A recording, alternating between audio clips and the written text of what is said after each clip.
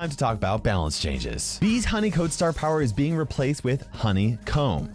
This star power gives Bee a 20% damage reducing shield whenever her main attack shot is supercharged. So she attacks an enemy, it charges up her shot, and before she fires off that charged shot, she's gonna be shielded for 20%. While she's under her shield, enemies will have to deal the equivalent of 4,200 damage to take her out instead of her normal 3,360 health. Carl's heat ejector gadget is getting a small rework. It's now going to set targets who touch the trail on fire. It will take 300 damage per second for 4 seconds, and this comes to 1,200 total damage, which isn't a ton, but I do think that this will be a lot more useful than before. Now the fire does not stack, but coming in contact with the fire a second time after the 4 seconds are up will reset the fire. Tick's attack is getting a slight rework. The mines that he sends out are going to be either more or less spread out depending on how far away he throws them.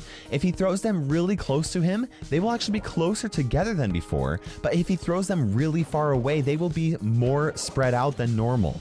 This will give Tick more control when he's attacking from a far away distance, but it'll be a lot less likely that enemies will run into all 3 mines, so he'll be dealing less damage. Tick's backup mine gadget is being replaced with his new Mine Mania gadget. When Tick activates this gadget, his next attack will throw out 3 additional mines for a potential total damage of 5,712 if someone happens to be unfortunate enough to get hit by all 6 mines. That's enough for Tick to one-shot 35 out of the 45 brawlers in the game. Now, if Tick attacks close to him, the mines will create a small circle. But if Tick attacks further away, the mines will create a large circle. Barley's extra noxious star power is getting a 43% buff to its additional damage. It's going from 140 additional damage for every attack to an additional 200 damage for each attack. Next, we have Bo, who's getting an 8% buff to his attack damage. At max level, his attack damage is increasing from 728 to 784 damage per arrow. This means that Bo will be able to take out 10 of the brawlers in the game with 1 less ammo. And most significantly, he will now be able to take out 8-Bit and Pam with only 3 ammo. Brock's attack damage is getting an 8% buff as well. At max level, his damage is increasing from 1,456 to 1,568 damage. He'll now be able to take out 12 of the 45 brawlers in the game with 1 less ammo, and most significantly, he'll now be able to 3-shot brawlers with 4,480 health or less, much like Amber, Jesse, or Leon. He'll also now be able to 2-shot Tick as well. Carl's protective pirouette is getting a buff to the amount of damage that it shields while Carl is using his super. It's going from a 30% damage reduction to 35% damage reduction. This means that enemies will have to deal the equivalent of 9,477 damage if they want to take Carl out while this star power is activated. Crow is getting a buff to both of his star powers.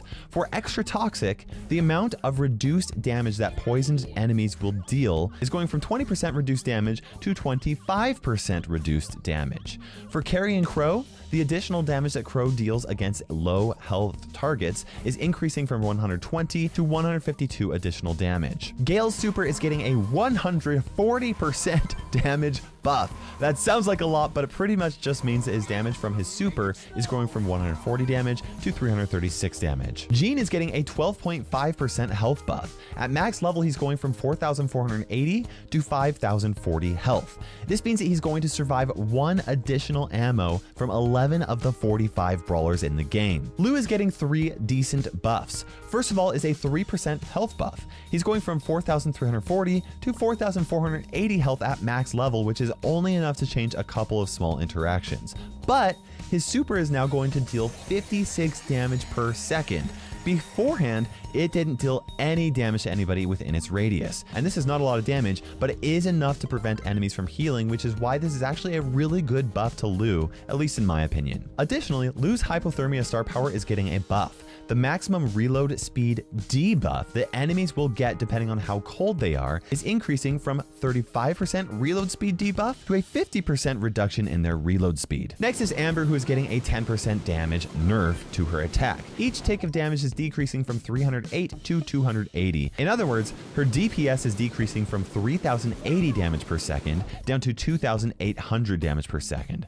However, the damage from her super is getting a 7% buff. It's going from 2,500 2,520 total damage to 2,688 total damage. Overall, I think Amber will be a little bit less strong than before these changes. Next is Edgar, who is getting a 7% nerf to his health. At max level, his health is decreasing from 4,480 to 3,920. This means that he will die to 12 brawlers with 1 less ammo, which is actually fairly significant. Next, we have both Jesse and Mr. P, who are getting the exact same 6% health nerf. They are both going from 4,480 total health to 4,200 health. This means that both Jesse and Mr. P are going to get taken out with ammo from 8 brawlers in the game. And that is everything that I am going to show you in this sneak peek. And we still have a lot to cover. There are skins, pins, and of course, all of the details of Power League that Supercell is making me wait before I can reveal to you. Make sure you subscribe.